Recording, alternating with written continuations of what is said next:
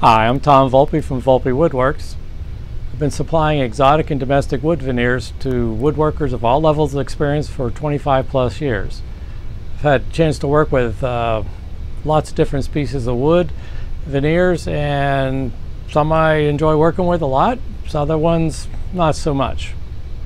If you ever watched any of my other videos where I was boxing up veneers that have sold prior to shipping, I usually express an opinion whether I think a veneer is a good choice for a novice veneer user, and then maybe the other veneers would be a best save for a second or third project when you have a little bit more experience working with veneers. Well, that's the purpose of this video. I'd like to expand on my opinion of why I think a wood veneer would be best saved for a second or third project so that you get better results. First off is Weng. It's a dense tropical wood, and if you've ever worked with this before, you think that the Weng is the African word for "I got a splinter." If you worked with it, you know what I'm talking about. But it is a excellent wood to work with. It's so visually appealing. It's one of my go-to woods. I use it for a lot of different projects. Here's one of my latest projects. It's just a simple keepsake box. The basic box is outlined with Weng veneer. The drawback with this one is it's a dense tropical wood, requires sharp tools to cut it, the wood fibers cleanly. It tends to split out quite a bit, and it's an open pore wood, so if you're looking for a gloss finish, you're going to have to prep the wood a lot more to get a nice gloss finish. Another wood that I've used quite a bit is Paduk. Again, it's so visually appealing, especially when it's a brand new wood. It's a blood red in color typically, so it does have a high visual appeal to it, especially when you contrast it next to a lighter color wood. You can see here I got Paduk next to, in this case, a curly maple. One of the drawbacks is the sawdust will contaminate the lighter color woods. In fact, I'm looking for maybe you have the same problem, and if you have a cure for that or have a way how to prevent it, please comment down below. I'd love to know, but for right now I got this particular piece that, again, the red sawdust is contaminating the the lighter color wood, in this case curly maple. But again, it's for visually appealing wood. One of the drawbacks is it doesn't bend very well. It's not as flexible as some other woods. It's kind of more in the brittle state. The color itself will tend to fade over a period of time, so the blood red color that you get right now turns into a kind of a ugly looking brown. So just plan accordingly. Paduk. Next wood is Purple Heart. Again, another one of those woods that changes color over time. Here it's develops its full purple color, and it'll last a while, but again, it won't stay permanent. Again, this one will turn into a deep brown color. May not be what you desired effect. Here I do the same thing. I have another project. This is a lid for an upcoming project where I'm contrasting the Purple Heart next to a yellow and white wood. And this one doesn't contaminate, the sawdust doesn't contaminate the way the Paduk does, but again, if you're planning accordingly, the color will not stay purple it stays purple for a while, but not permanent. Again, the drawbacks of this one, it's a dense tropical wood, a very heavy wood. It requires sharp tools to cut it.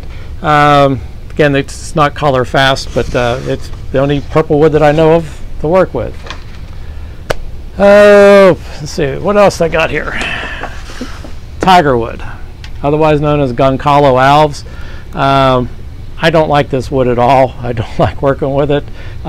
It hurts.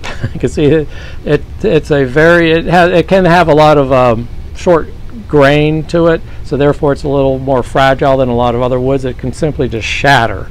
You can see here it splits out quite a bit. It's a dense wood.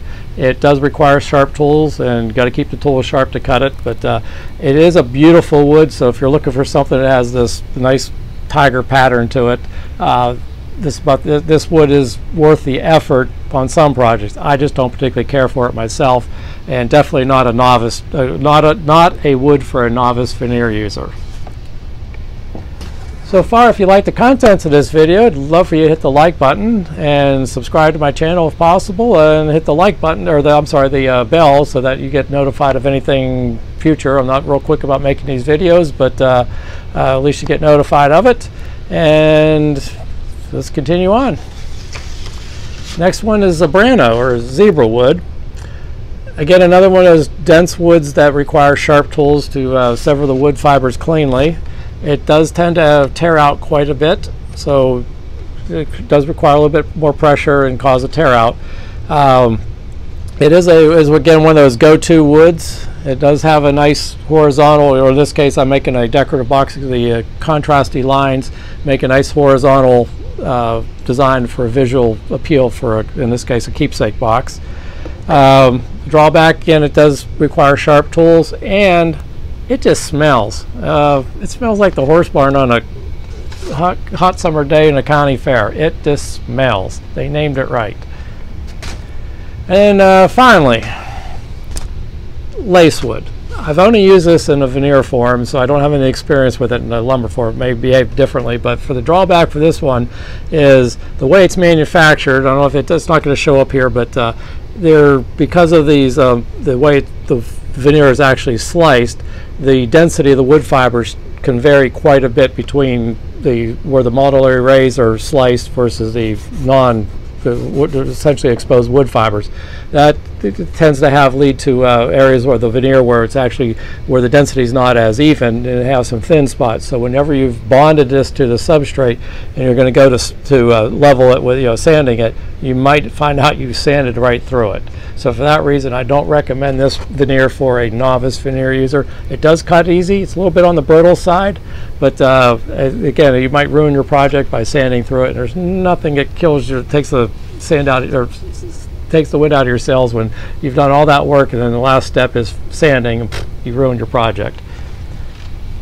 If you like the contents of these videos, please hit the like button and subscribe to my channels. If you want more information about anything of the woods you've seen here being talked about, please reach out to me by email at tom@volpewoodworks.com.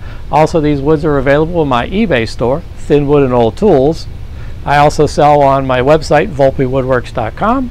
I sell on Etsy and on Amazon as Volpe Woodworks. Thank you very much.